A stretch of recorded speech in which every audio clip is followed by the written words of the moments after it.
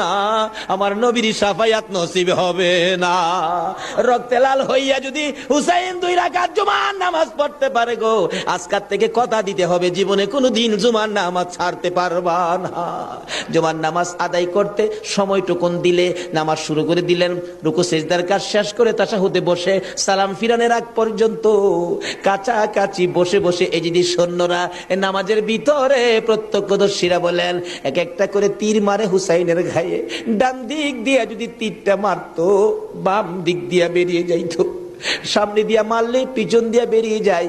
এই কিসিমের তীর গো, নামাজের ভিতরে 72টা তীর লাগাইছে।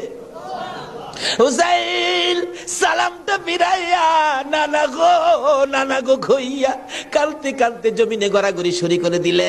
নিষ্ঠুর পাষাণ এই যদি সৈন্যের সীমার গলা কাইটা মাথা আলাদা করে নিয়ে গেছে।